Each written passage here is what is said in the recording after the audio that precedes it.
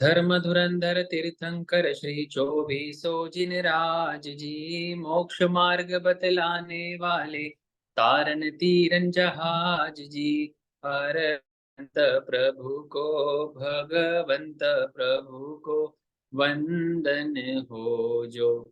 हो वंदन हो जो।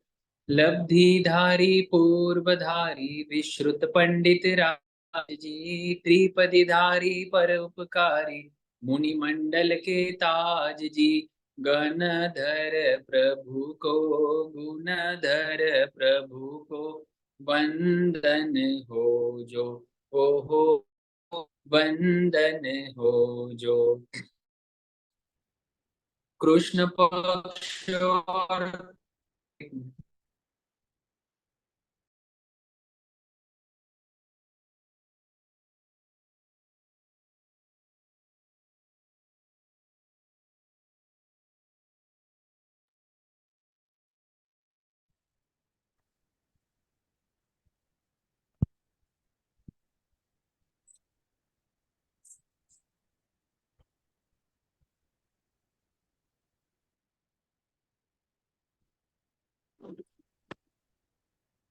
आवाज आई अभी?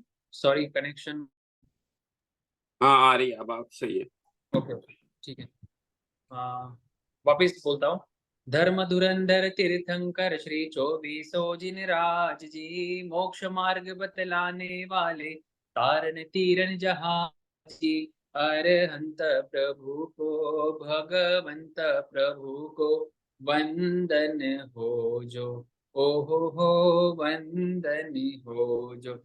लब्धि धारी पूर्वधारी विश्रुत पंडित राज जी, त्रिपदी धारी पर उपकारी मुनि मंडल के ताज जी। गणधर प्रभु को, गुणधर प्रभु को वंदन हो जो। ओ हो वंदन हो जो। कृष्ण पक्ष और शुक्ल पक्ष का नियम जिन्होंने धारा था, प्रथम रात्रि को ज्ञात हुआ तो जीव मन मारा था। सेठ विजय को, उस विजया को वंदन हो जो। ओ हो वंदन हो जो। सुहाग रात में 8 नर को त्याग कपाट पढ़ाया था। सुभद्रा के वचन मात्र से संयम पाल दिखाया था। जम्बू कुंवर को, धन्य कुंवर को वंदन हो जो। ओ हो वंदन हो जो। 32 कंचन वरनी कामिनिया ठुकराई थी। राजगृही और कंदी की भद्रा जिनकी माई थी। शाली मुनि को, धन्ना मुनि को वंदन हो जो। ओ हो वंदन हो जो। बाल ब्रह्मचारिणी ब्राह्मी सुंदरी चंदन बालाजी, कई सतियों ने संकट में भी शील धर्म को पाला जी। राजीमती को, सीता सती को वंदन हो जो। ओ हो वंदन हो जो। महाभयंकर राक्षस बनकर देव डिगाने आया था। अरनक और कामदेव ने निर्भय धर्म निभाया था। प्रिय धर्मी को, दृढ़ धर्मी को वंदन हो जो। ओ हो वंदन हो जो। लोकालव जी, धर्म सिंह जी धर्मदास महान थे। धर्म क्रांति के करने वाले जिन शासन की शान थे। बड़े पुरुषों को, महापुरुषों को वंदन हो जो। ओ हो वंदन हो जो। सभी को जय जिनेन्द्र। उत्तरायण सूत्र जो हमारी श्रृंखला चल रही है, उसमें 36वां अध्ययन, आखिरी अध्ययन। ये वही आगम है जो भगवान महावीर स्वामी आखिरी इनकी देशना और ये अध्ययन पूरा होने के बाद ऐसा कहते हैं कि 37वां अध्ययन शुरू हुआ था 37, और फिर भगवान निर्वाण को पधारे। तो आधा अध्ययन तो रखते नहीं है, इसलिए गंधर्वों ने 36 अध्ययन की सूत्र रूप में रचना करी, और वो आज हमारे पास उत्तरदायन सूत्र के रूप में उपलब्ध है। तो हमने शुरू किया था 11वें अध्ययन से। आज हमारा 36वां अध्ययन का सेकंड पार्ट रहेगा। अध्ययन बड़ा है, इसमें 274 गाथाएं हैं। और पिछले सेशन में हमने अजीवों का वर्णन देखा था। खास कर इस अध्ययन में जीव का वर्णन, अजीव का वर्णन, और लास्ट में संलेखना संधारा की बात आती है, मृत्यु की बात आती है। तो हमने अजीवों का वर्णन देख लिया था। अब इस सेशन में जीवों का वर्णन। तो भगवान आगे फरमा रहे हैं जीव का स्वरूप। गाथा नंबर 49 से शुरू होगा। जीव दो प्रकार के कहे गए हैं, संसारी और सिद्ध। तो जीवों के मूल रूप में दो भेद किए, एक है संसारी और एक है सिद्ध भगवान। सिद्ध अनेक प्रकार के कहे गए हैं। अब सिद्ध के कौन कौन से भेद है वो आगे कहेंगे। तो संसारी जो संसार में है, मतलब चार गति रूपी संसार में भ्रमण कर रहे हैं, 8 कर्मों सहित है, और 4 या 8 कर्मों सहित है। और सिद्ध भगवान मतलब जो 8 कर्मों से मुक्त हो चुके हैं। तो स्त्रियों की सिद्धों का वर्णन कर रहे हैं। स्त्री सिद्धों के प्रकार बता रहे हैं। स्त्रीलिंग सिद्धा, पुरुष लिंग सिद्धा, नपुंसक लिंग सिद्धा। अर्थात मोक्ष में जो हम प्रतिगमन में भी बोलते हैं 15 भेदे सिद्ध हो गए। तो मोक्ष में जाते समय या उस भव में वे स्त्री थे। बाह्य लिंग उनका स्त्री का था, तो स्त्रीलिंग सिद्धा। जैसे चंदन बालाजी, तो स्त्रीलिंग सिद्धा। फिर पुरुष लिंग सिद्धा, कोई भी पुरुष, जैसे गौतम स्वामी, पुरुष लिंग सिद्धा। फिर नपुंसक लिंग सिद्धा। नपुंसक लिंग सिद्धा में गांगेय अंगार का नाम ले सकते हैं, ग्रंथों में आता है। तो जो नपुंसक थे और जो ज्ञानी होते हैं आगम व्यवहारी, वही नपुंसक को दीक्षा दे सकते हैं। तो आज तो आगम व्यापारी है नहीं, तो नपुंसक को भी दीक्षा दी जाती है और वो भी मोक्ष को प्राप्त कर सकते हैं। तो तीसरा भेद हुआ नपुंसक लिंग सिद्धा। चौथा भेद है स्वलिंग सिद्धा। स्वलिंग अर्थात खुद का लिंग। खुद का लिंग मतलब जो वेश भगवान तीर्थंकरों ने बताया है, उस वेश के रहते हुए मोक्ष में जाना, सिद्ध होना। ठीक है, तो स्वलिंग क्या है? बस मुंह पत्ती है, रजोहरण है, पूंजनी है, ये सब स्वलिंग हुआ। और श्वेत वस्त्र है। तो ऐसे वस्त्र में रहते हुए, स्वलिंग में रहते हुए मोक्ष में जाना, वो है स्वलिंग सिद्धा। अन्य लिंग सिद्धा अर्थात दूसरे अन्य तीर्थ। ठीक है, जैसे तापस है, या कोई गेरवे वस्त्र पहने हुए है, किसी कारण से ऐसे वस्त्र पहने हुए हैं। पहली बात तो ये हो गई। दूसरी बात, वे अन्य धर्म के ही साधु थे, लेकिन भावों से उन्होंने जैन धर्म को स्वीकार कर लिया, ऐसा समझिए। तो 5 समिति, 3 गुप्ती, 10 यति धर्म, भगवान के वाणी पर श्रद्धा जितनी भी हो उतनी उनको हो गई। तो वो लेकिन बाहर से तो उनका वस्त्र अन्य धर्म का है, इसलिए वो अन्य लिंग सिद्धा कहलाएंगे। तो एक नाम आता है वलकल चिरी। ठीक है, तो ऐसे बहुत सारे होते हैं अन्य लिंग सिद्धा। तो पहला हो गया, चौथा हो गया स्वलिंग सिद्धा, फिर अन्य लिंग सिद्धा, और छठा है गृहस्थ लिंग सिद्धा। घर गृहस्थ पने में रहते हुए मोक्ष में चले जाना। जैसे मरु देवा माता, उन्होंने द्रव्य से दीक्षा नहीं ली, भावों से ही हाथी पर बैठे बैठे गुण स्थानों मतलब शपथ श्रेणी चढ़े और केवल ज्ञान प्राप्त किया। आयुष्य कम था, इसलिए वेश नहीं बदला। भरत महाराजा को भी केवल ज्ञान गृहस्थ पर्याय में हुआ, लेकिन आयुष्य लंबा था, इसलिए वस्त्र बदल लिए, साधु बन गए द्रव्य से। मरुदेव माता के पास समय नहीं था, तो हाथी पर बैठे बैठे ही मोक्ष को प्राप्त कर गए। तो वो है गृहस्थ लिंग सिद्धा। फिर है तीर्थ सिद्धा। तीर्थ किसे कहते हैं? तो भगवती सूत्र में आया है, साधु साध्वी श्रावक और श्राविका इसको तीर्थ कहते हैं। अर्थात व्रत जहां पर हो, चाहे 12 व्रत हो या 5 महाव्रत हो, उसको तीर्थ कहते हैं। तो तीर्थ की स्थापना होने के बाद मोक्ष में जाना, वो तीर्थ सिद्धा कहलाएंगे। फिर अतीर्थ सिद्धा मतलब तीर्थ की स्थापना होने के पहले मोक्ष में चले जाना, वो अतीर्थ सिद्धा कहलाते हैं। जैसे आ, ये जो 24 तीर्थंकर अभी हुए उनमें अंतर पड़ा, ठीक है। तो 10 आश्चर्य में से एक आश्चर्य है कि अन्य मति का की पूजा बढ़ गई, तो उसमें जैन धर्म का पूरा विच्छेद हो गया था। ना साधु, ना साध्वी, ना श्रावक, ना श्राविका, तो तीर्थ है ही नहीं।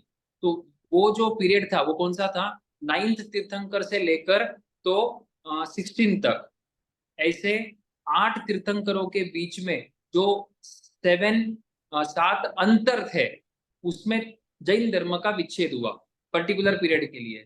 तो उस टाइम पर, अर्थात जहां पर तीर्थ, जिस समय पर तीर्थ ना हो, साधु साध्वी श्रावक श्राविका ना हो, और दूसरा कोई मोक्ष में चला जावे, तो वो कहलाएगा अतीर्थ सिद्धा, ठीक है। और मरुदेवा माता भी अतीर्थ सिद्धा, क्योंकि ऋषभदेव भगवान को केवल ज्ञान तो हो गया था, लेकिन अभी तीर्थ की स्थापना नहीं करी है। उसके पहले ही मरुदेवा माता को भी केवल ज्ञान होके वो मुक्ति को प्राप्त हुए, ठीक है। तो ऐसे यहाँ पर सिद्धों के 9 भेद बताए। अब आगे बता रहे हैं जघन्य, जघन्य, मध्यम और उत्कृष्ट। देखो हम जो प्रतिगमन में बोलते हैं 14 प्रकारे 15 भेदे सिद्ध हुए, तो 15 भेदों का तो वर्णन कर लेते हैं हम यहाँ वहां पर, तीर्थ सिद्धा, अतीर्थ सिद्धा, तीर्थंकर सिद्धा, अतीर्थंकर सिद्धा, ऐसे 15 भेद बोलते हैं, ठीक है, डिटेल में। लेकिन 14 प्रकार कौन से हैं, तो वो 14 प्रकारों का वर्णन यहाँ पर आया है। 14 में से हमने कितने देख लिए, 9 हो गए। तो 9 कौन से, स्त्रीलिंग, पुरुषलिंग, नपुंसकलिंग, सुवलिंग, अन्यलिंग, गृहस्थलिंग, तीर्थ सिद्धा, अतीर्थ सिद्धा, तो 8 हुए, ठीक है, 8 हो गए। अब आगे, ये तो 15 भेदों में भी आते हैं। अब आगे कौन से नए, जो हमको यहाँ पर नई जानकारी होगी, वो है जघन्य अवगाहना वाले मोक्ष में जाते हैं, मध्यम अवगाहना वाले मोक्ष में जाते हैं, और उत्कृष्ट अवगाहना वाले भी मोक्ष में जाते हैं। तो किसी ने लघु दंडक का थोपड़ा किया होगा, तो वहां पर हम अवगाहना के द्वार में ये बताते हैं कि जघन्य अवगाहना 2 हाथ वाले, फिर मध्यम अवगाहना 7 हाथ, अवगाहना 500 धनुष्य वाले। तो ये वे अवगाहना की अपेक्षा से सिद्धों के 3 भेद किए हुए हैं। जघन्य अवगाहना वाले मोक्ष में जावे, अर्थात 2 हाथ वाले साधु साध्वी। फिर मध्यम अवगाहना मतलब 7 हाथ, और उत्कृष्ट अवगाहना मतलब 500 धनुष्य। मध्यम अवगाहना में सिर्फ 7 हाथ नहीं लेना है, 2 हाथ से आगे और 500 धनुष्य से नीचे, ये सब मध्यम अवगाहना में गिना जाएगा। ये हो गए 3 प्रकार, पहले 8 हो गए थे, 8 और 3 कितने हो गए, 11। और अब आगे बताएंगे ऊर्ध्वलोक, अधोलोक, तिरछालोक, ठीक है। इसमें इन्होंने के भेद है, ऊर्ध्वलोक, अधोलोक, तिरछालोक। अब ये जो लोक है वो 3 पार्ट्स में डिवाइड है। अधोलोक, पहले तो बीच में जो आएगा सेंटर में तिरछा लोक आएगा, मतलब मध्य लोक, और उस मध्य लोक के ऊपर आएगा ऊर्ध्वलोक, और उसके नीचे आएगा, मतलब मध्य लोक के नीचे आएगा अधोलोक। अधो मतलब नीचे, मतलब ऊपर, ठीक है। तो ये बाउंड्रीज हो गई है। तो जो जो अधोलोक से सिद्ध होंगे वो अधोलोक सिद्धा कहलाएंगे, जो तिरछा लोक से सिद्ध होंगे वो तिरछा लोक सिद्धा कहलाएंगे, और जो ऊर्ध्व लोक से सिद्ध होंगे वो ऊर्ध्व लोक सिद्धा कहलाएंगे। तो तिरछा लोक मतलब मध्य लोक, जहां पर अभी हम है वो तिरछा लोक कहलाता है, मध्य लोक कहलाता है। तो यहाँ से कोई सिद्ध होगा तो मध्य लोक सिद्धा, ठीक है। ये जो मध्य लोक है वो 1800 योजन का की उसकी हाइट है। हाइट कितनी है, 1800 योजन। उस 1800 योजन के ऊपर ऊर्ध्वलोक कहलाएगा। तो ऊर्ध्वलोक में क्या है, जहां में जाते हैं, मेरू पर्वत है, तो मेरू पर्वत पर कोई जावे या देवता सहरण करके रख देवे और वहां से मोक्ष में चले जावे, तो वो ऊर्ध्वलोक सिद्धा। और अधोलोक क्या है, जो सलीलावती और वप्रा विजय की 2 विजय, सलीलावती और वप्रा विजय, जो ढलान के कारण अधोलोक में चली गई, श्लोक के कारण अधोलोक में चली गई था, इसलिए तो उस अधोलोक से जो भी साधु साध्वी सिद्ध होंगे वो अधोलोक सिद्धा कहलाएंगे। ठीक है, तो ये हो गई 3 प्रकार। और बताते हैं आगे, समुद्र और जलाशय।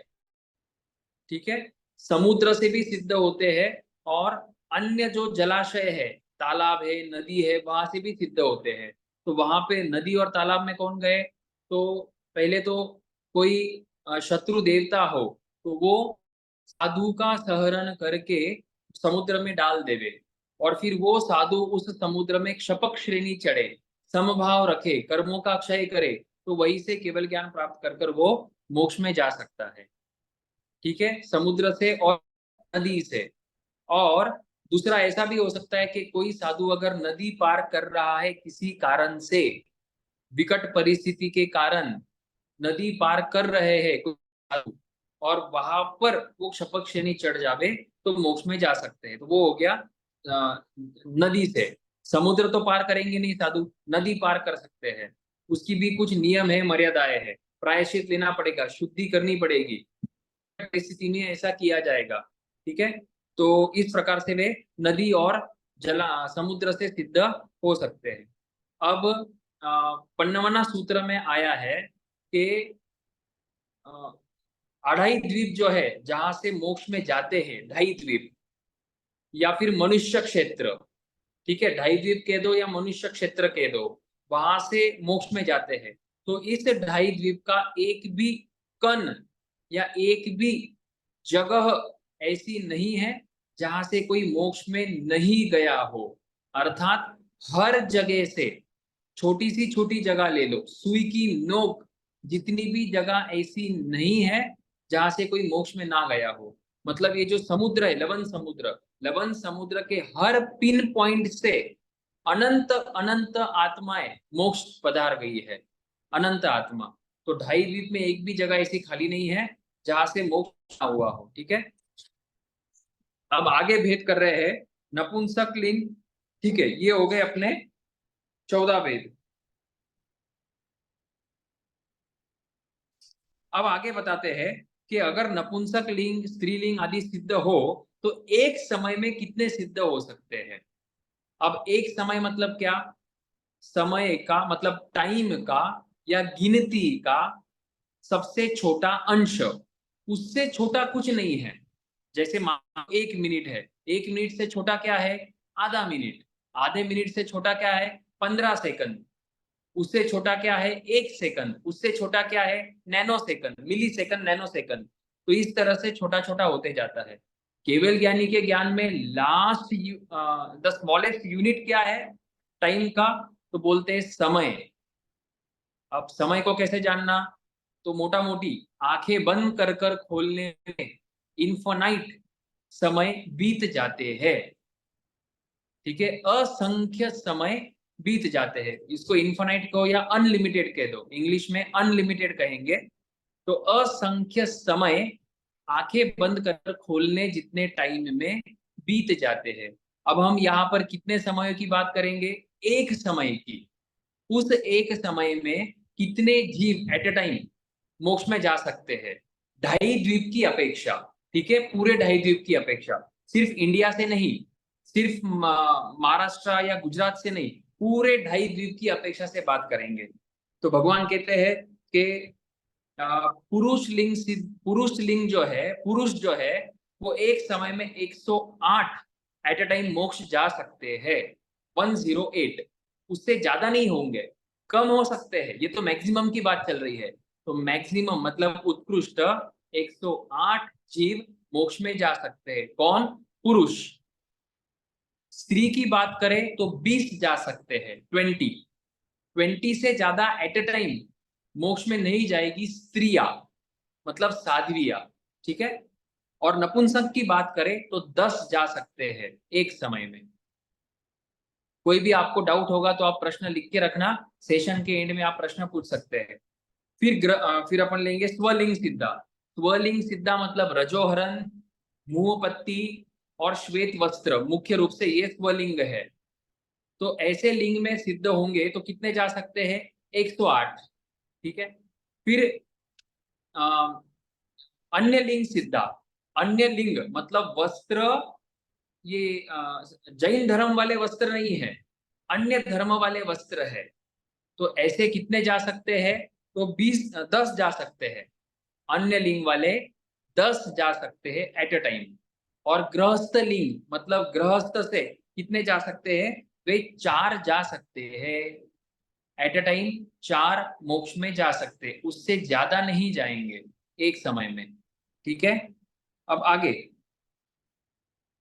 उत्कृष्ट अवगाहना की बात करें तो मध्यम अवगाहना वाले 108 मोक्ष में जा सकते हैं।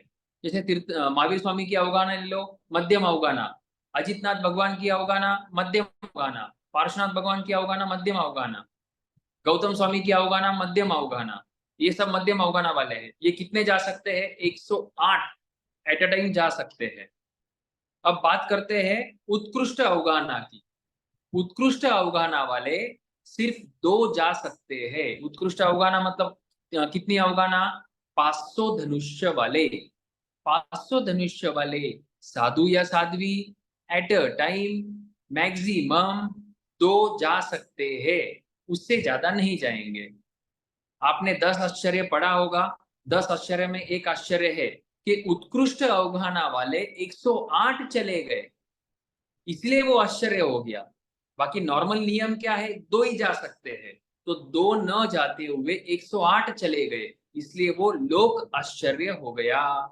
आश्चर्य कब कब होता है? अनंत अनंत काल के बाद आश्चर्य होता है। ठीक है, और फिर जगन्य अवगाहना। जगन्य अवगाहना कितनी रहेगी साधु की? 2 हाथ, साधु या साध्वी 2 हाथ की रहेगी। तो 2 हाथ वाले कितने मोक्ष में जा सकते हैं? 4 मोक्ष में जा सकते हैं। 4 मोक्ष में जा सकते हैं। ठीक है, अब ये 2 हाथ वाले कौन रहेंगे थोड़ा बता दूं। गाथा तो ज्यादा रहेगी, इस सेशन में पूरा होगा कि नहीं पता नहीं, ट्राई करेंगे। 2 हाथ वाले साधु कौन रहेंगे? क्योंकि पंचम आर्य से तो मोक्ष में नहीं, पंचम आर्य में जन्मा हुआ मोक्ष में तो नहीं जाएगा। तो 2 हाथ की अवगाहना रहती कहां पर है? हम तो बोलते हैं कि पंचम आर्य के एंड में 2 हाथ की अवगाहना रहेगी, एंड आते आते।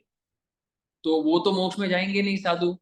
तो फिर कौन जाएगा? चौथे आर्य के एंड में जो जन्मा हुआ है और 9 वर्ष की उम्र है, दीक्षा लेकर मोक्ष में जा सकता है। 9 वर्ष की उम्र में उसमें उसको क्या करना? बौना कर देना, मतलब वामन। 6 प्रकार के संस्थान हैं, उसमें से एक संस्थान का नाम है वामन। वामन मतलब हाथ पैर छोटे होना। तो 9 वर्ष की उम्र में और हाथ पैर भी छोटे कर दिए तो 2 हाथ की अवगाहना बैठ जाएगी। तो ऐसा साधु या साध्वी मोक्ष में जावे तो उसकी बात है। ऐसे कितने जा सकते हैं? 4 जा सकते हैं। अब आगे ऊर्ध्वलोक से कितने जा सकते हैं? तो ऊर्ध्वलोक से 4 जा सकते हैं। ऊर्ध्वलोक में क्या आएगा? मेरू पर्वत का जो भाग ऊपर गया हुआ है, मेरू पर्वत 1,00,000 योजन का है और अपना तिरछा लोक कितना है? 1800 योजन। तो जो मेरू पर्वत ऊपर गया है ऊर्ध्वलोक में, वहां पर बहुत उद्यान है, पंडक वन आदि है, सोमनस वन है, नंदन वन है। तो वहां से और गुफाएं भी है, तो वहां से मोक्ष में जा सकते हैं। तो कितने? मैक्सिमम 4 जा सकते हैं, उससे अधिक एक समय पर नहीं जाएंगे। अधोलोक से कितने जा सकते हैं? 20 जा सकते हैं। अधोलोक में कहां पर है? जो सलीलावती और बपरा विजय नीचे ढलान के कारण, स्लोप के कारण नीचे चली गई है अधोलोक में, तो वहां से 20 जा सकते हैं।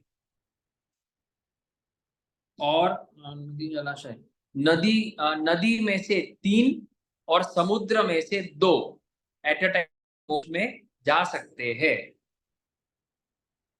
अब आगे का प्रश्न किया जो उभय सूत्र और पन्नवाना सूत्र में भी आता है कि सिद्ध भगवान कैसे मोक्ष में जाते हैं, उनका शरीर का क्या होता है, सिद्ध भगवान कहाँ रुकते हैं। भगवान फरमाते हैं कि पहले तो 14वां गुणस्थान का अंतिम समय, उसमें रहे हुए चारों कर्मों की निर्जरा तेजस शरीर और कार्बन शरीर छूट जाता है और औदारिक शरीर भी छूट जाएगा। जैसे ही ये औदारिक शरीर छूटेगा, वो जो आत्मा है वो सीधी जहां पर है वहीं से सीधी मोक्ष में जाएगी, टर्न नहीं लेगी, कोई भी प्रकार का मोड़ नहीं लेगी, स्ट्रेट जाएगी। कहां पर जाएगी? ऊर्ध्व लोक में जाएगी। हाँ, मतलब ऊर्ध्व दिशा में जाएगी, ऊपर जाएगी। कहां तक जाएगी? तो हमने पिछले में देखा था धर्मास्तिकाय और अधर्मास्तिकाय। धर्मास्तिकाय का गुण क्या है? चलन। और अधर्मास्तिकाय का गुण क्या है? स्थिरता। तो जो आत्मा ऊपर जा रही है, किसके कारण जा रही है? तो एक धर्मास्तिकाय निमित्त है। तो जहां तक ये धर्मास्तिकाय रहेगा, वहां तक वो सिद्ध भगवान की आत्मा जाएगी। ठीक है?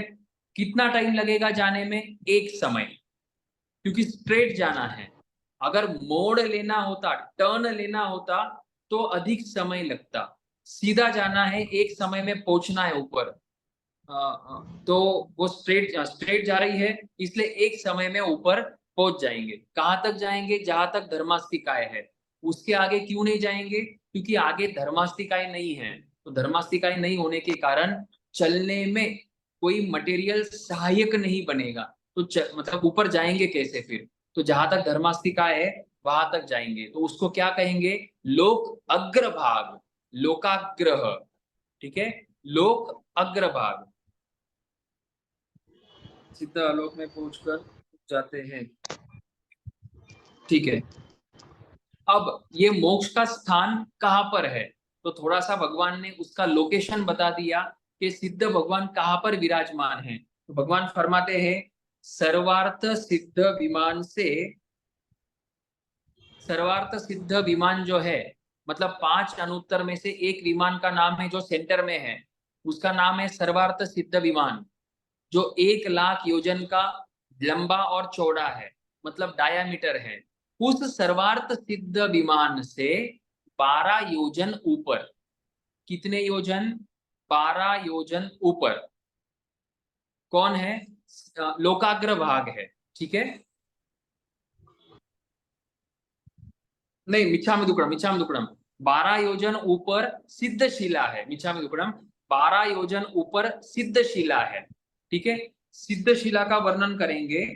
सिद्धशिला का आकार क्या है? उल्टी छतरी के समान। कैसे है? उल्टी छतरी के समान। छतरी को उल्टी कर दो तो वो जैसा आकार बनता है, वैसा आकार सिद्धशिला का है। सिद्धशिला का वर्ण क्या है? श्वेत है। अर्जुन सोने के समान, पटिक श्वेत है। ठीक है? ठीक है? उसकी उसके ये साइज क्या है, डायमेंशंस क्या है? जो सर्वार्थ सिद्ध ये सिद्धशिला है, सिद्धशिला मतलब पृथ्वी का है, वो 45 लाख योजन की लंबी चौड़ी है। ढाई द्वीप कितना बड़ा है? हमारा जो तिरछा लोक है, ढाई द्वीप, ढाई द्वीप कितना बड़ा है? 45 लाख योजन का लंबा चौड़ा। तो एग्जैक्टली सिद्धशिला भी 45 लाख योजन की लंबी चौड़ी है, मतलब डायामीटर है। उस सिद्धशिला को अगर नीचे लेकर आओ तो एग्जैक्टली ढाई द्वीप पर बैठ जाएगी। एग्जैक्टली ढाई द्वीप के ऊपर वो ओवरलैप हो जाएगी। तो वैसी वो सिद्धशिला है। डायमीटर उसका 45 लाख योजन का है, छतरी के आकार का है। तो छतरी जो रहेगी वो कैसी रहेगी? साइड साइड में, किनारे पर पतली होती जाएगी। तो फिर आगे भगवान बताते हैं कि वो जो सिद्धशिला है उसके सेंटर में 8 योजन की मोटी है। वो 8 योजन के क्षेत्र में 8 योजन की मोटी है, मतलब एक प्रकार से कॉलम तैयार हो गया। कॉलम मतलब 8 योजन का लंबा चौड़ा। तो वो 8 योजन की मोटाई, और फिर वहां से पतली पतली पतली पतली होती हुई एंड में वो मक्खी के पंख जैसी पतली हो गई, अंगुल के असंख्यातवे भाग जितनी पतली हो गई। आया आपको ध्यान में? तो सिद्धशिला उल्टे छतरी के समान, 45 लाख योजन का उसका डायामीटर, सेंटर के 8 योजन में 8 योजन की जाड़ाई है, मोटाई। और फिर पतली पतली पतली होती हुई अंगुल के असंख्यात भाग जितनी रह जाती है। किसकी बनी हुई है वो? पृथ्वी काय की बनी हुई है।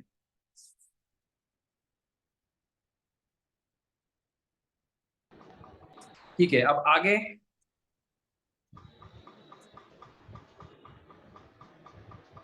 अब उस सिद्धशिला पृथ्वी के 1 योजन ऊपर जाने पर लोक का अंत हो जाता है।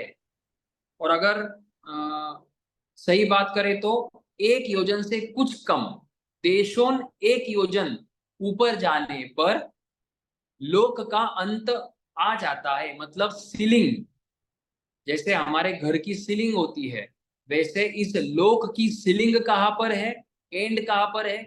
सिद्धशिला से 1 योजन ऊपर, देशों 1 योजन, कुछ कम, 1 योजन ऊपर जाने पर लोक का अंत हो जाता है। ठीक है, अब आगे। आपको अगर दूसरी कोई जानकारी होगी तो अपने को अभी वो जो 1 योजन बताया अभी, उस 1 योजन को देखना है अच्छी तरह से। वो 1 योजन में कितने कोस है? 4 कोस। ठीक है, 4 कोस। जैसे 1 किलोमीटर में 1000 मीटर होते हैं, बराबर, वैसे ही 1 योजन में 4 कोस है। 4 कोस, पहला, दूसरा, तीसरा कोस, चौथा कोस, ये चारों कोस मिलाकर क्या हो गया? 1 योजन हो गया। अब भगवान बोल रहे हैं कि 4 कोस में से जो ऊपर का कोस है, ये 1 कोस, 1 कोस में 2000 धनुष्य है। कितने धनुष्य है? 2000। ठीक है, और इस 2000 धनुष्य का छठा हिस्सा, मतलब 2000 धनुष्य डिवाइड बाय 6 अगर आप कर लो तो जो भी उत्तर आएगा वहां पर सिद्ध भगवंतों की आत्मा रही हुई है उस स्पेस में। वापस रिपीट करता हूं, 1 योजन, 1 योजन कहां पर है? सिद्ध शिला से ऊपर, जहां पर लोक का एंड है, वो 1 योजन। 1 योजन में 4 कोस, 4 कोस का जो लास्ट कोस है ऊपर वाला, उसमें 2000 धनुष्य, और उसके छठे भाग में, मतलब 2000 धनुष्य divided by 6 is equal to 333 धनुष्य और 32 अंगुल। उतने स्पेस में सिद्ध भगवंतों की आत्मा है, जो अपन लघु दंडक में भी बोलते हैं। 500 धनुष्य वाले अगर सिद्ध होवे तो सिद्धों में अवगाहना क्या रहेगी उनकी? 333 धनुष्य, 32 अंगुल। तो अपना बराबर वो कैलकुलेशन आता है। वहां पर सभी सिद्ध रहे हुए हैं। कैसे रहे हुए हैं? सिर ऊपर है, पैर नीचे है, और खड़े आसन में, कौशक के आसन में रहे हुए हैं लगभग। अब रहे हुए तो है, तो इससे अपने को क्या लाभ, इससे उनको क्या लाभ? हमको मोक्ष में क्यों जाना है? हमारा उद्देश्य क्या है धर्म आराधना करने का? तो भगवान आगे की गाथा में बताते हैं, गाथा नंबर 64, 64, के संसार के प्रपंच से मुक्त है।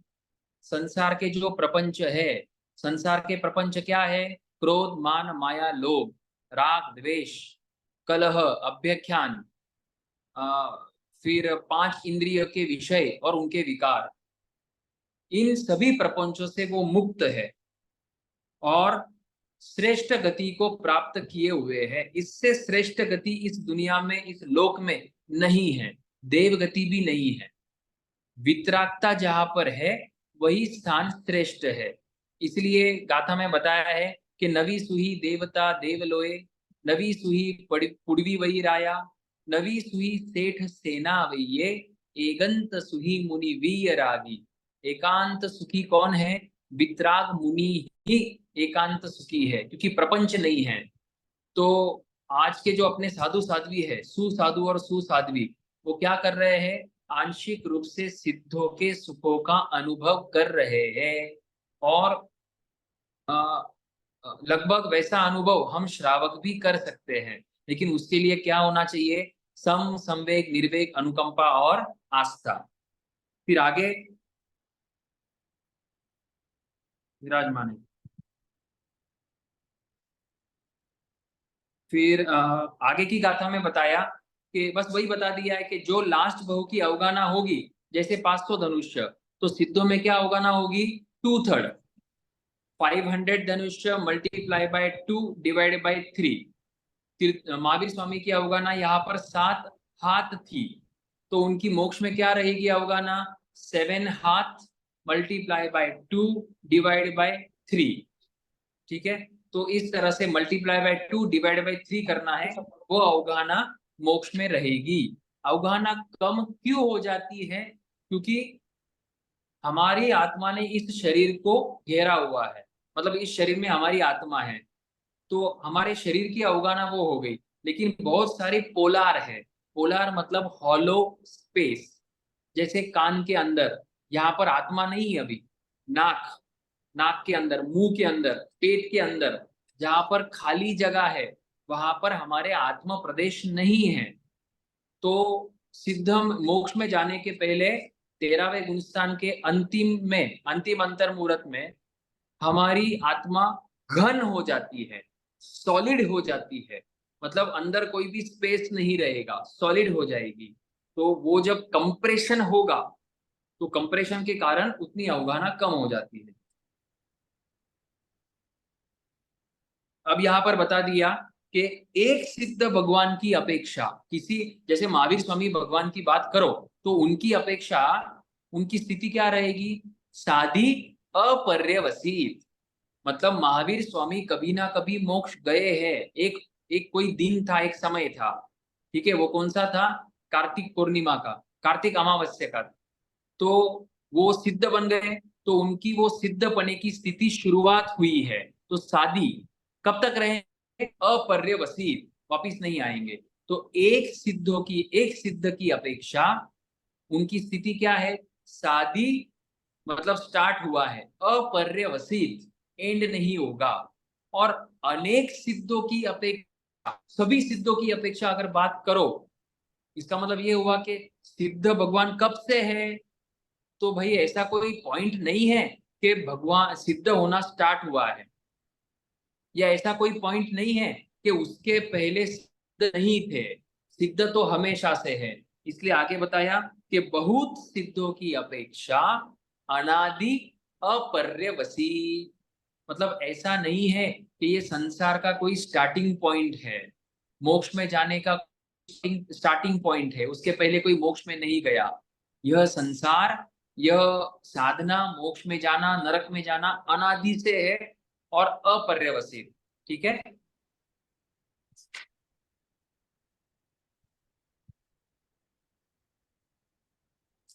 फिर आगे बता दिया कि भाई हमको मोक्ष में क्यों जाना है। सिद्धों का सुख कैसा है?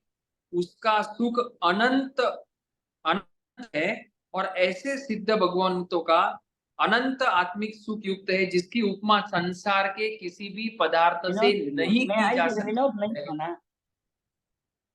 सिद्ध भगवंतों का सुख कैसा है?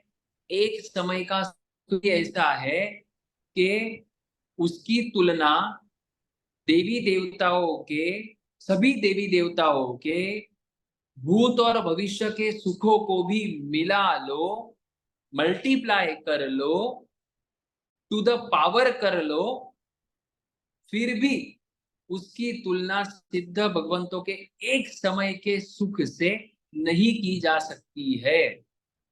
तो इसलिए अगर अपने को धन में सुख लगता होगा, आनंद आता होगा, या बाह्य पदार्थों में आनंद आता होगा, घर बंगला गाड़ी प्रतिष्ठा मान सम्मान घूमना फिरना आदि आदि, वो हमारी विभाव दशा है। तो छोड़ने का प्रयास करे, और नहीं छोड़े तब तक तो पश्चाताप करे कि मैं क्यों नहीं छोड़ पा रहा हूँ। धन्य है हमारे मुनिराज भगवंतों को, जिन्होंने संसार का त्याग किया, द्रव्य से भी और भावों से भी। ठीक है, तो अपने को वो अव्यबाद सुख की प्राप्ति हो, इसलिए अपने को साधना करना है। और अपना लक्ष्य क्या है? मोक्ष की प्राप्ति। हमारा लक्ष्य चक्रवर्ती बनना नहीं, देव गति जाना नहीं, हमारा लक्ष्य मोक्ष में जाना है। ठीक है, तो मोटा मोटी सिद्धों का वर्णन हुआ। अब आगे संसारी जीवों का वर्णन, ये हो गया सिद्ध भगवंतों का वर्णन। शॉर्ट है इसलिए पहले वर्णन कर दिया। अब संसारी जीवों का वर्णन थोड़ा लेंदी है, तो इसलिए अब उसका वर्णन करेंगे। इसको बोलते हैं सूची कटाह न्याय।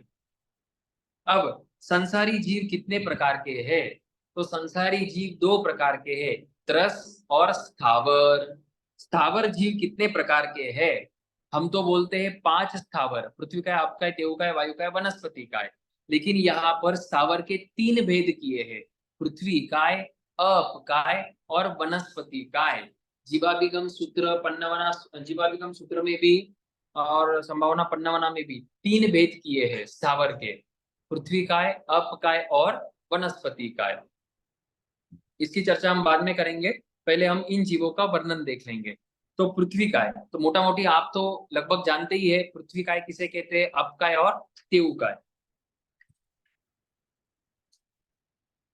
अब पृथ्वी काय जीव दो प्रकार के कहे गए हैं, सूक्ष्म और बादर।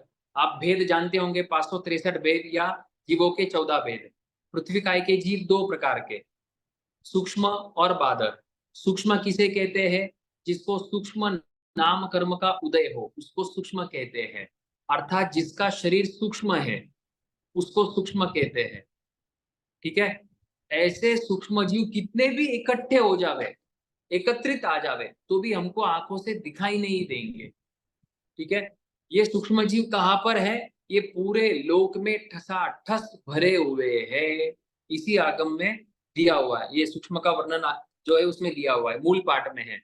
तो सूक्ष्म के जीव कहाँ पर है? वे लोक के हर जगह पर है, ठसाठस इस लोक में भरे हुए हैं। वे सूक्ष्म जीव कितने प्रकार के हैं? दो प्रकार के, पर्याप्ता और अपर्याप्ता। ठीक है, पर्याप्ति आप जानते हो, आहार, शरीर आदि पर्याप्तियां है। फिर बादर जीव कितने प्रकार के हैं? बादर भी दो प्रकार के हैं, पर्याप्ता और अपर्याप्ता।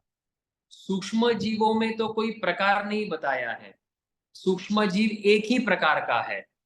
अब बादर पृथ्वी का जो है वो अनेक प्रकार के हैं। तो वो कौन कौन से हैं? कोमल और कठोर।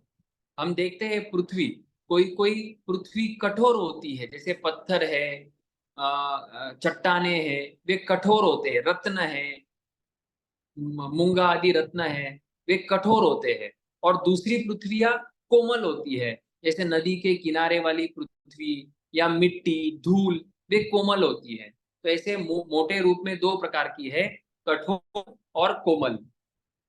और फिर उसके उसके भी भेद बताए हैं कि काला, नीला, पीला, श्वेत और चंदन के समान श्वेत और सूक्ष्म रूपी। ठीक है, अत्यंत सूक्ष्म रस। फिर इसके और भेद बताए हैं, जैसे कठोर पृथ्वी जो है उसके 36 भेद बताए यहाँ पर, उत्तरायण सूत्र में 36 भेद बताए। वे कौन कौन से है? वे जो सब प्रकार के, जैसे लोहा है, तांबा है, सीसा है, रत्न, ये सोना है, चांदी है, खदाने में जो अलग अलग प्रकार के मेटल्स निकलते हैं, ये सब पृथ्वी का है, सचित है।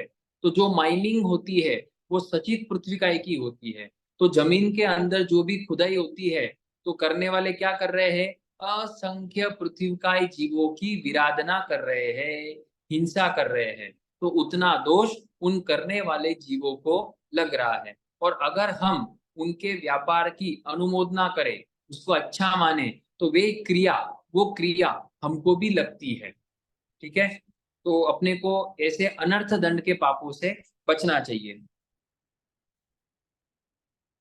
बस ये अलग अलग प्रकार की पृथ्वियां है।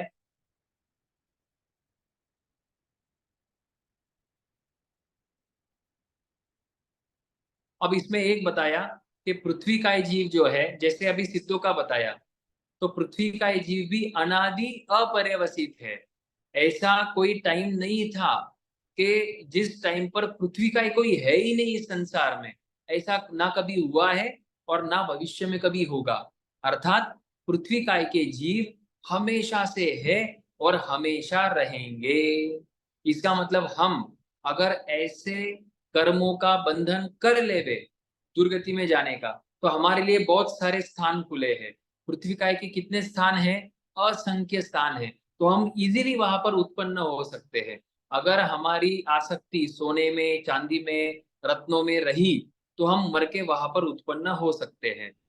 तो भगवान कहते हैं पृथ्वी काय, और वैसे ही आगे के जीव भी, अब काय, तेव काय, वायु काय आदि आदि, वे सब अनादि से है और अपर्यवसित तक रहेंगे। एक बता दिया। दूसरी, एक जीव की अपेक्षा से स्थिति बता रहे हैं कि अगर कोई जीव पृथ्वी काय में चला गया तो कितना टाइम वहां पर रहेगा, स्थिति, उसकी आयु। तो लघु दंडक से हम जानते हैं जघन्य अंतर्मुहूर्त उत्कृष्ट 22,000 वर्ष। मतलब अगर कोई पर्वत में चला गया, कोई जमीन में चला गया, तो वो जीव पृथ्वी काय के रूप में कितना रहेगा मैक्सिमम, 22,000 वर्ष, 22,000 ईयर्स। क्या करेगा, खाने को कुछ अधिक पदार्थ है नहीं, भूख प्यास ठंडी आदि सहन करना पड़ेगा, मन नहीं है, धर्म आराधना कर नहीं पाएगा, एकांत मिथ्यात्वी है और कष्ट सहन करना पड़ेगा। और जो भी निर्जरा होगी वो अकाम निर्जरा होगी। तो क्या लाभ हुआ, इसलिए हम अपने को जो ये सन्नी मनुष्य का गर्भज का भाव मिला है और जिन शासन मिला है उसका सदुपयोग कर लेना चाहिए। दुर्गति को दुर्गति से बचना है तो अपने को धर्म ध्यान करना पड़ेगा। 22,000 वर्ष तक वहां पर वो रह सकता है। पृथ्वी काय की अवगाहना कितनी है, अंगुल का असंख्यातवा भाग, मतलब अपने आंखों से वो दिखेंगे नहीं। यहाँ पर तो हम बहुत 5 फीट का 6 फीट का शरीर लेकर घूमते हैं, अहंकार है, मान सम्मान चाहिए, प्रतिष्ठा चाहिए, मैं पना बहुत है, कर्तृत्व पना है कि मैंने किया, मैं। तो ऐसा करने वाला ऐसे स्थान पर चले जाता है जहां पर कोई उसको नोटिस ही नहीं कर पाए। पहले बहु में बहुत इच्छा थी कि लोग मुझे नोटिस करें, अब उन गाढ़ कर्मों के कारण ऐसे स्थान पर चला गया, सूक्ष्म में चला जाएगा कि उसको उस सूक्ष्म जीवों को कोई देख ही नहीं पाए। तो अपने को ऐसे कषायों से बचना चाहिए। अब ये बता दी आपको एक भव की स्थिति। अब भगवान बता रहे हैं कि ये तो हो गया एक भव, अब पृथ्वी काय का जीव मरकर वापिस पृथ्वी काय में भी जन्म ले सकता है। सेकंड भव, वापिस मरकर पृथ्वी काय में जन्म ले सकता है। थर्ड भव, मरकर वापिस पृथ्वी काय में जन्म ले सकता है। फोर्थ भव, तो ऐसे मरकर कंटिन्यूअसली पृथ्वी काय में ही जन्म और मरण करता रहे। तो कितने टाइम तक करेगा, उसको कहते हैं काय स्थिति, मतलब उसी अवस्था में जन्म मरण करना। तो हमारी बात चल रही पृथ्वी काय की, तो पृथ्वी काय में ही जन्म और मरण करना, ऐसा कितना टाइम तक चलेगा। तो भगवान कहते हैं जगन्य तो अंतर्मुहूर्त, तो अंतर्मुहूर्त में वापिस पृथ्वी काय से बाहर निकल सकता है। तो पृथ्वी काय को छोड़कर वो अपकाय, देवकाय, वायुकाय, वनस्पति काय, बेन्द्रिय, तेन्द्रिय, चौरेन्द्रिय, मनुष्य और तिर्यंच, इन जगहों पर जा सकता है अंतर्मुहूर्त के बाद, कोई प्रॉब्लम नहीं। लेकिन मान लो ऐसे गांव बांध के रखे हैं तो लगातार पृथ्वी काय में कितना रहेगा, तो भगवान कहते हैं असंख्य काल। कितना काल, असंख्य काल। इसमें कितने असंख्य उत्सर्पिणी और असंख्य अवसर्पिणी बीत जाएगी।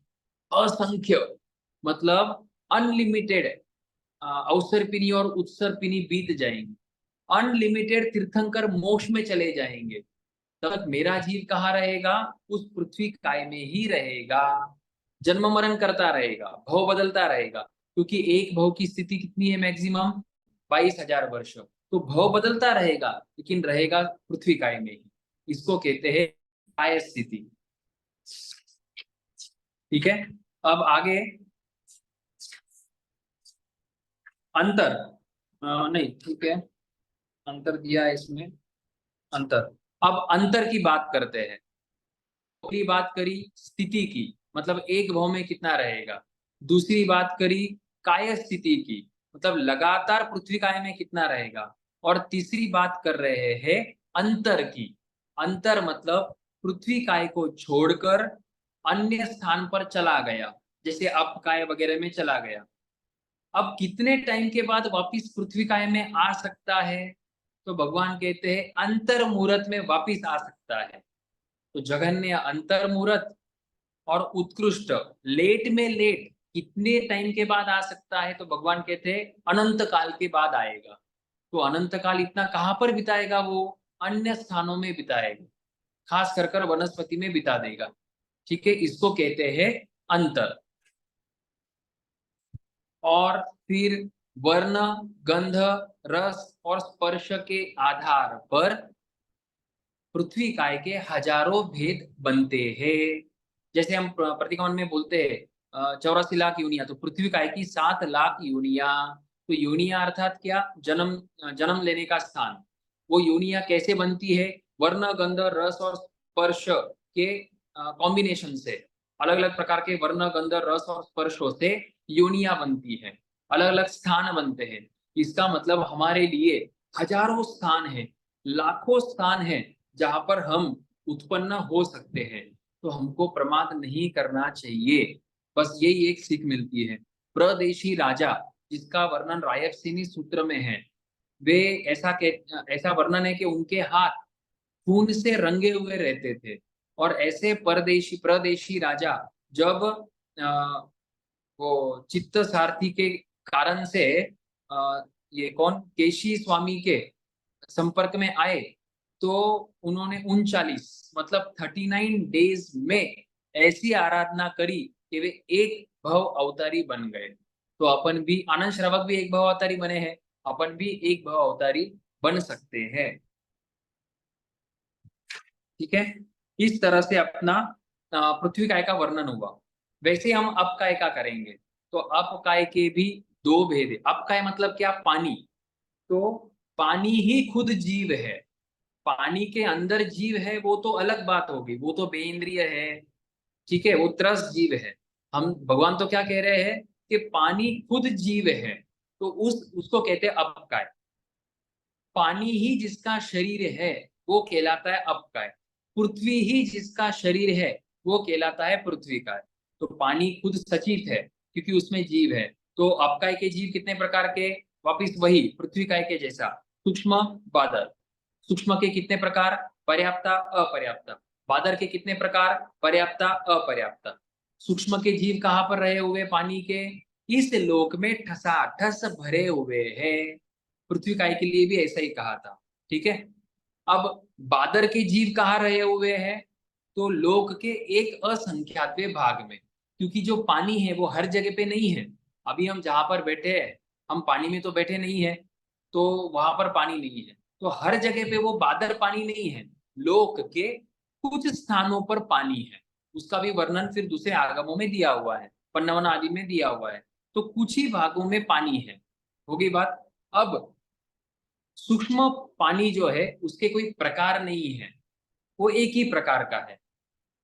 ठीक है, अब जो बादर पानी है उसके अलग अलग प्रकार है, जैसे समुद्र का पानी, नदी का पानी, तालाब का पानी, बारिश का पानी, आदि आदि। ठीक है, तो ऐसे अलग अलग प्रकार के पानी के, कुएं का पानी, कॉरपोरेशन का पानी, वगैरह वगैरह। ठीक है, अब वापिस वही बात करेंगे कि इनकी स्थिति कितनी है। तो जैसे पृथ्वी काय की बात करी, तो वैसे अब काय की स्थिति, जगन्य, अंतर्मुरत, उत्कृष्ट, पानी की 7,000 वर्ष। ठीक है, तो पानी के भो में गया हुआ 7,000 वर्षों तक पानी में ही रहेगा। पानी में खेलना जिसको अच्छा लगता है, वाटर किंगडम मतलब जो वाटर पार्क्स है, या स्विमिंग पूल है, या बाथ टब है, उसमें रहना, पानी में खेलना, मौज मजा करना, आनंदित रहना उस पानी में, जिसको अच्छा लगता है, हो सकता है वो अगले भव में पानी बन जावे। आपको अगर कुछ स्मरण में होगा तो ज्ञाता धर्म सूत्र, नंद मणियार, बावड़िया बनाई, उनका मन बावड़ी में था, तो अगले भव में बावड़ी में मेंढक बन गए। तो जहां पर आसक्ति होती है वहां पर उत्पत्ति होती है। देवी देवता भी पृथ्वी, पानी, वनस्पति में जा सकते हैं, जाते हैं दूसरे देवलोक तक के देवी देवता, क्योंकि खास कर पृथ्वी, पानी और वनस्पति में आसक्ति रहती है उनकी। ठीक है, तो जहाँ आसक्ति वहां उत्पन्न हो जाएंगे। देवगति में भी बावड़िया है, स्विमिंग पूल है, बहुत सारे पुण्य उदय के कारण वहां पर भोग की सामग्रियां अधिक है, लेकिन वहां पर लुब्ध होने के कारण फिर मरकर दुर्गति में जाना पड़ता है। स्थिति हो गई 7,000 वर्ष। काय स्थिति होगी इनकी पृथ्वी काय के समान ही असंख्य काल। अंतर भी होगा पृथ्वी काय के समान, जगन्य, अंतर्मुरत, उत्कृष्ट अनंत काल। ठीक है, आपको कोई डाउट होगा तो सेशन के बाद आप पूछ लेना। अप काय के भी हजारों भेद होते हैं, वर्ण गंध रस और स्पर्श और संस्थान के कारण।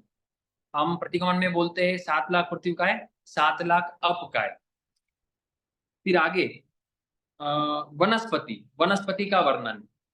वनस्पति के खास कर दो प्रकार, साधारण, इसमें ऐसा क्यों नहीं, पहले तो दो प्रकार, सूक्ष्म और बादर।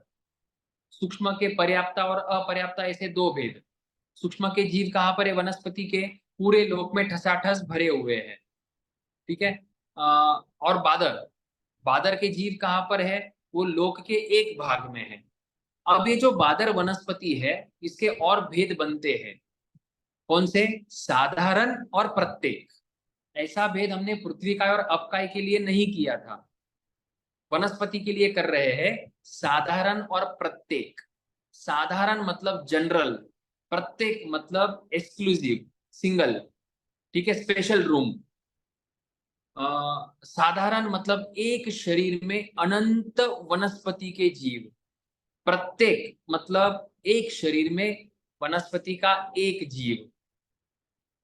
साधारण मतलब उसको कहते हैं निगोद, एक शरीर में अनंत जीव, और हम चालू भाषा में उसको कहते हैं जमीकंद।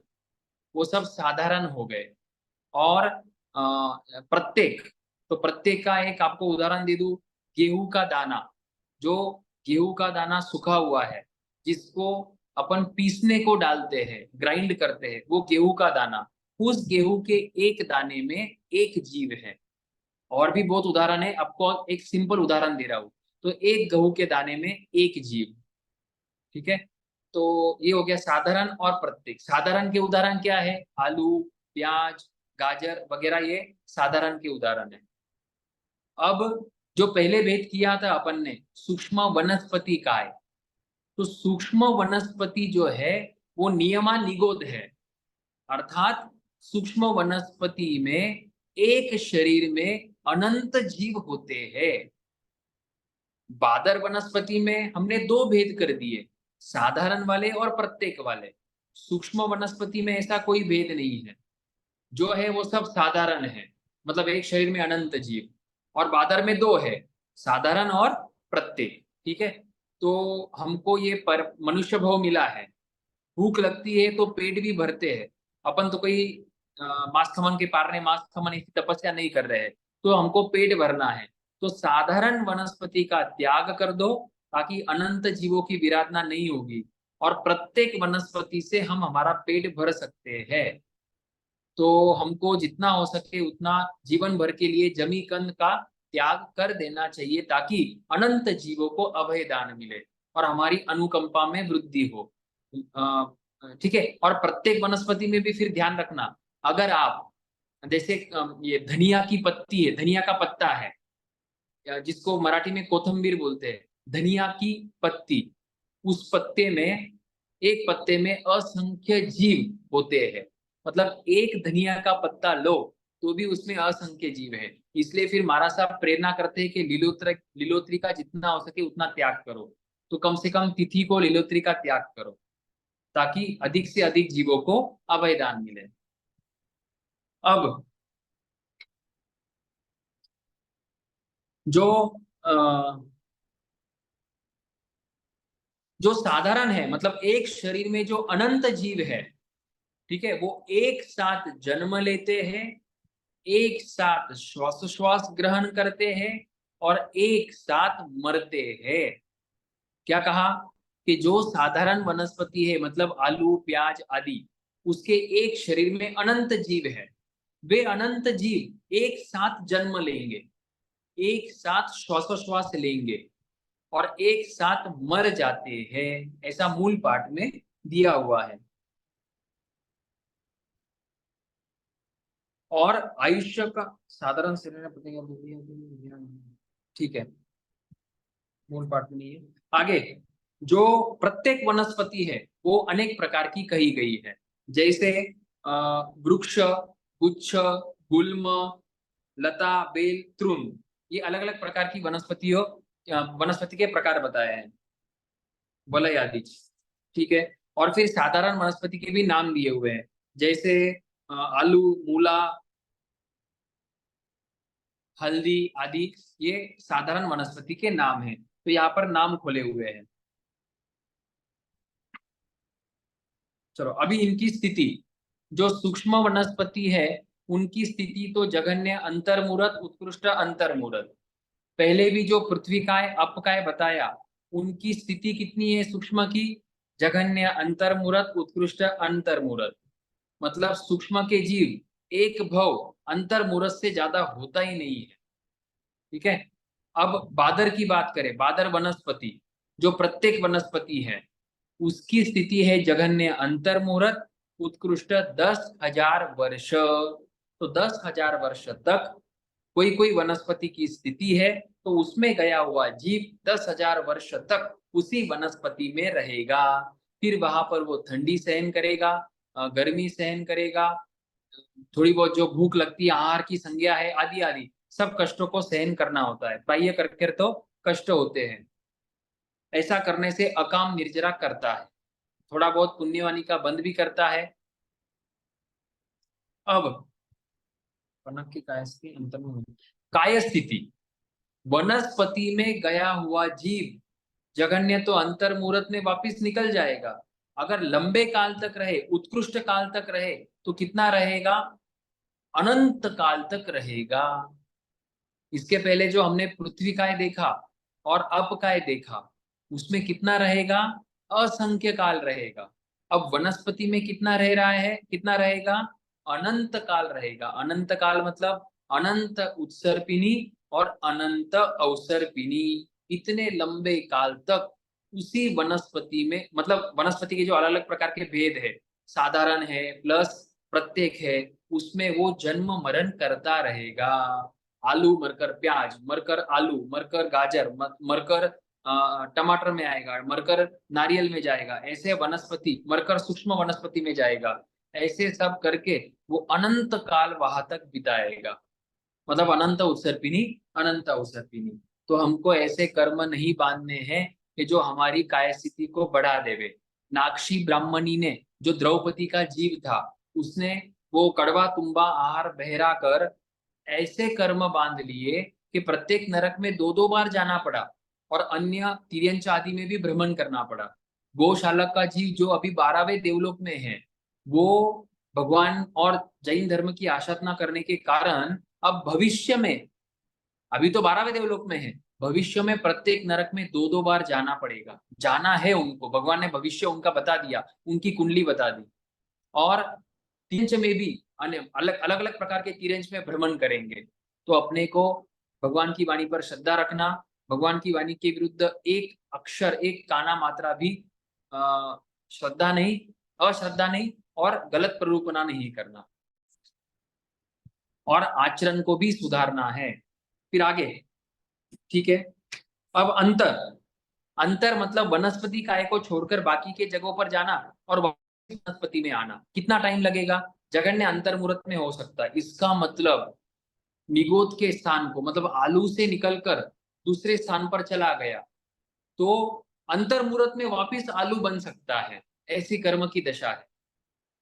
और मैक्सिमम कितना टाइम लगेगा आलू में आने को? तो भगवान कहते असंख्य काल, अनंत काल नहीं, असंख्य काल में वो वापिस वनस्पति में आ जाएगा। ठीक है। तो इस तरह से अपना स्थावर का वर्णन हुआ। स्थावर मतलब पृथ्वी काय, अपकाय और वनस्पति काय। यहाँ पर तेऊकाय और वायुकाय नहीं लिया है। तेऊकाय वायुकाय का वर्णन किसमें चलेगा? त्रस में चलेगा। आज अपना समय हो चुका है, अगले सेशन में अपनी इस अध्ययन को पूरा करेंगे। किसी को प्रश्न होंगे तो आप पूछ सकते हैं। किसी को कोई प्रश्न?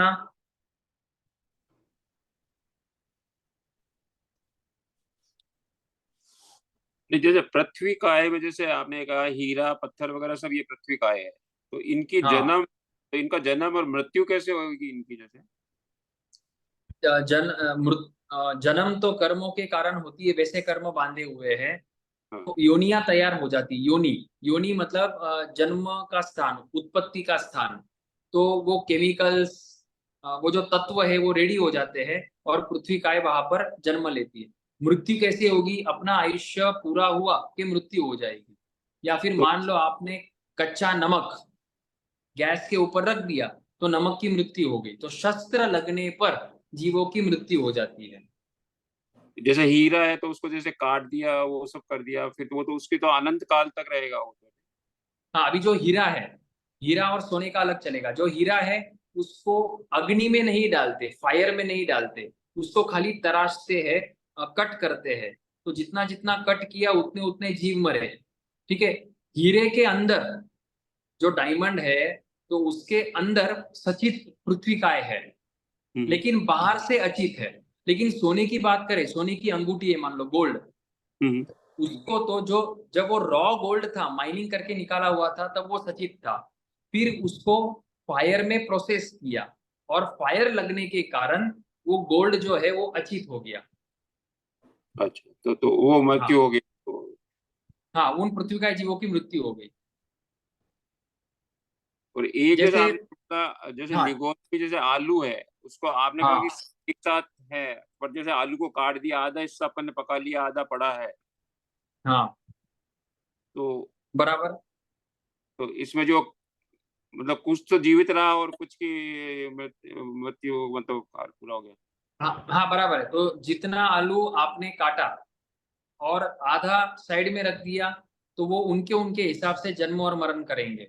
और हम्म जो आधा आलू आपने गैस के ऊपर पका दिया, तो जिसने पकाया उसको अनंत जीव की विराधना का पाप लगा, उतने जीव मर गए। अच्छा, ठीक, समझ गया। और किसी को कोई मैं बोला प्रश्न? वाटर बॉडी, आपका water body itself is a जीव। तो बराबर। अगर एक ग्लास नदी से निकाला, तो हाँ। How does that like separate out, like उसकी आत्मा कैसे? नहीं। हाँ, अब देखो, जो पानी के जो पानी हमको दिखाई देता है, वाटर, हम्म, वो एक शरीर नहीं है। जैसे आप मुझे देख रहे हो तो मैं एक शरीर हूँ। तो पानी को जो हम देख रहे हैं वो एक शरीर नहीं है। हम चींटी को देखते हैं, एंट को, तो वो एक शरीर है, उसका एक शरीर में एक जीव है। जो पानी की एक बूंद को हम देख रहे हैं, उस एक बूंद में असंख्य शरीर है, और वाटर। एक एक शरीर में एक जीव है। तो एक पानी के बूंद में असंख्य पानी के जीव हो गए। तो एक ग्लास में संख्याता बूंद है, तो असंख्य जीव एक ग्लास में आ गए। बाकी के जीव तो पानी तालाब के अंदर रहे, और जितना पानी आपने ग्लास में लिया उतने जीव ग्लास में आ गए। But that you said is different ना। आपने बताया कि पानी के अंदर जो रहने वाले जीव है, that is different then the whole body as a जीव। बराबर। तो आपने जो ग्लास में लिया है वो तो होल बॉडी ही लिया है ना, ग्लास में पानी तो लिया है। तो ग्लास के अंदर जो पानी है वो वाटर बॉडी है एक प्रकार का। तो वही सचित आपका है, सचित पानी है। अच्छा, अपन अपन ने भी जैसे पानी पी लिया तो वो अपने शरीर में गया, तो वहां पर भी हाँ। अनंत जीव हो गए, मतलब पानी के जब तक जिंदा है। नहीं, पानी में देखो, पानी की अगर बात करें तो पानी में असंख्य जीव है। जो पानी है वो खुद असंख्य जीवी है। हाँ, और वो अपन हाँ। ने पी लिया तो वो अपनी बॉडी में जो पानी आ गया। हाँ, तो वो पानी अचित हो जाएगा अंदर। तो आपने इतने इतने जीव को अब मारा, लाइक अपने बॉडी में डाला, तो right. That is the reason why we boil ना, कि लाइक यू जो हाँ, भी है उसको वी किल इट एंड बराबर इट है। Doesn't multiply, it doesn't multiply आगे। हाँ, बराबर। राइट। लेकिन और भी इसका डिटेल में मतलब समझना पड़ेगा। तो खास कारण तो अचित पानी, मतलब धोवन कह दो या गर्म पानी कह दो, उसके पीने मतलब ऐसी प्रथा का कारण ये है मेन, कि अनुकंपा। जब कोई अपन सचित वस्तु खाते हैं, तो सचित मतलब जीव को खा रहे हैं, तो जीव को खाने में थोड़ी क्रूरता तो रहेगी। जिसको अनुकंपा है वो सचित नहीं खाएगा। तो उस क्रूरता को कम करने के लिए अचित वस्तु का इस्तेमाल किया जाता है। और प्रॉपर वे, सही विधि क्या है अचित पानी की? धोवन। क्यों? क्योंकि बर्तन जो पुरानी विधि थी, बर्तन मांजते है राख से, राख से बर्तन मांजते हुए जो पानी निकलेगा वो अचित हो जाएगा, और फिर वो पानी अपन भी यूज कर सकते हैं और साधु भी यूज कर सकते हैं, तो उनके लिए तो बनाया नहीं है।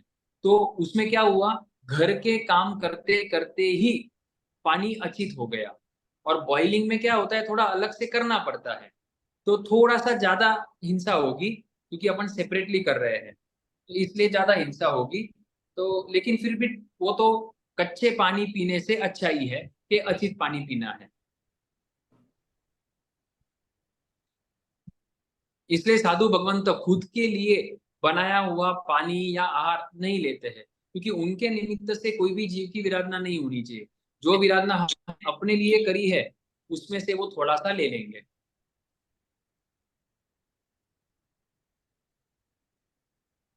और कोई प्रश्न? जय जिनेन्द्र साहब, जय जिनेन्द्र। वो वनस्पति काय का आप बोले ना, तो मतलब हम्म। एक बार निकला हुआ जीव असंख्य काल तक नहीं आ सकता, नहीं आएगा, ये यही है ना? बराबर ऐसे ही है ना? बराबर। हाँ ठीक, क्योंकि धन्यवाद। हाँ, क्योंकि हाँ बोलिए वनस्पति बोलिए। काय को, वनस्पति काय हम्म को छोड़कर वो अन्य जगह पे जाएगा, तो अन्य हम्म जगह पे ज्यादा से ज्यादा कितना रहेगा, असंख्य काल, उससे ज्यादा वो रह ही नहीं सकता, तो वापिस उसको वनस्पति में आना पड़ेगा, ऐसा उसको कहते हैं। जरूरी नहीं, जो जरूरी है क्या वो वनस्पति काय में है, वो दूसरी जगह भी तो जा सकता है, बेइंद्रिय पचेंद्रिय मनुष्य। वो वो सब नहीं मिलाकर असंख्य काल बता दिया है। एक तो फिर नहीं, मोक्ष में अभी चले जाओ, हम्म एक सुनो एक मिनट, एक तो मोक्ष में चले जाओ, नहीं तो हम्म उतना असंख्य काल भ्रमण करने पर जब लिमिट हो जाएगी मैक्सिमम असंख्य वाली, तो वापिस हम्म। वनस्पति में आना ही पड़ेगा, दूसरा कोई ऑप्शन नहीं। अच्छा, तो फिर केवली का जीव हम बोलते हैं ना कि केवली का जीव भी है वनस्पति में, पृथ्वी पानी हाँ, वनस्पति में वो बोलते कैसे वो सब? केवली का नहीं, पृथ्वी पानी वनस्पति से निकलकर मनुष्य बनकर मोक्ष में जा हाँ सकते हैं, बस उसको, हाँ वैसा है वो। बाकी वहां पर उनको केवल ज्ञान नहीं है, केवली का जीव ऐसा नहीं कहेंगे हम उसको। अच्छा ठीक है, हाँ धन्यवाद सर। हाँ सर। और कोई प्रश्न?